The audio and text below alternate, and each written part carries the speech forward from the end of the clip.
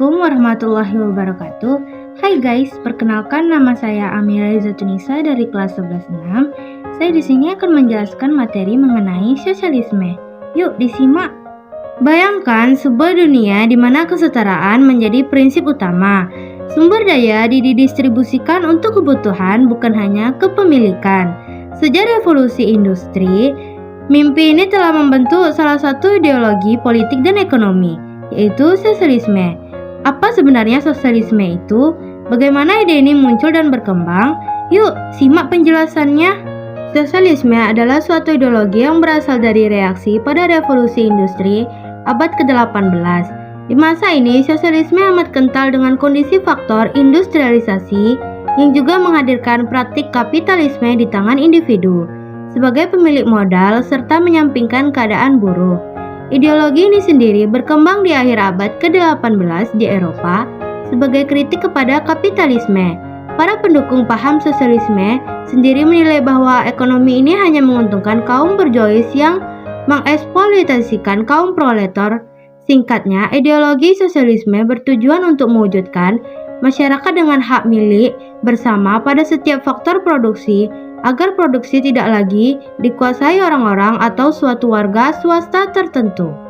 Tokoh sosialisme terbagi dari 3. Yang pertama ada Charles Fourier dari Prancis. Yang kedua ada Robert Owen dari Inggris. Dan yang terakhir, yang ketiga ada Karl Marx dari Jerman. Perkembangan sosialisme.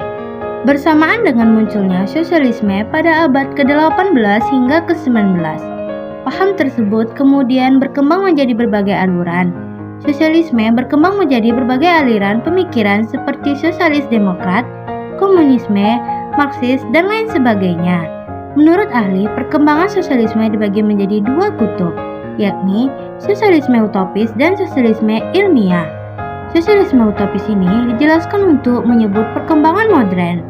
Sosialisme utopis ini hanya berkutat pada kapitalisme, bahwa kepemilikan pribadi atas produksi merupakan sumber utama penindasan kelas pekerja. Sementara, sosialisme ilmiah merupakan istilah untuk merebut pemikiran sosialisme dengan pendekatan ilmiah. Sosialisme ilmiah ini menggunakan pendekatan sains, ilmu politik, filsafat, sosiologi, dan ekonomi dalam mencapai cita-cita. Ciri-ciri sosialisme terbagi menjadi 6. Yang pertama, mengutamakan kepentingan dan kekuasaan negara. Yang kedua, tidak ada pembagian kelas sosial. Yang ketiga, berpegang pada prinsip kesederajatan dan pemerataan. Yang keempat, alat produksi dimiliki dan dikuasai negara. Yang kelima, kegiatan produksi, distribusi, dan konsumsi di suatu negara. Yang keenam, tidak kebebasan bagi rakyat untuk memiliki perusahaan. Ekonomi sosialisme. Ekonomi sosialis bermula pada premis bahwa setiap individu tidak hidup atau bekerja dalam kesendirian tetapi bekerja sama dengan yang lainnya. Selanjutnya, semua yang dihasilkan individu dalam beberapa arti merupakan produk sosial dan setiap orang yang berkontribusi pada produksi barang berharap mendapat bagian di dalamnya, masyarakat sebagai keseluruhan. Selanjutnya harus memiliki atau setidaknya mengontrol properti tersebut untuk kepentingan semua anggota. Konsepsi asli sosialisme adalah sistem ekonomi yang produksinya diatur secara langsung, menghasilkan barang dan jasa untuk digunakan mereka.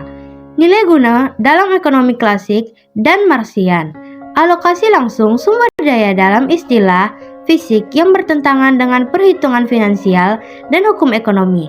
Kapitalisme atau lihat hukum nilai sering melibatkan kategori terakhir ekonomi kapitalistik seperti sewa, bunga, laba, dan uang. Telah sampailah kita ke materi yang terakhir, yaitu tentang kebudayaan sosialisme.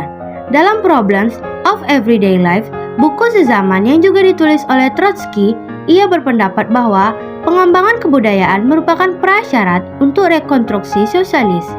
Khususnya, dia berpendapat bahwa pengembangan kebudayaan akan membantu kemajuan industri dan teknologi. Kesimpulan yang dapat kita ambil adalah, setelah menjelajahi sejarah sosialisme, kita ingat bahwa ia bukan hanya satu ideologi, melainkan sebuah spektrum ide yang luas.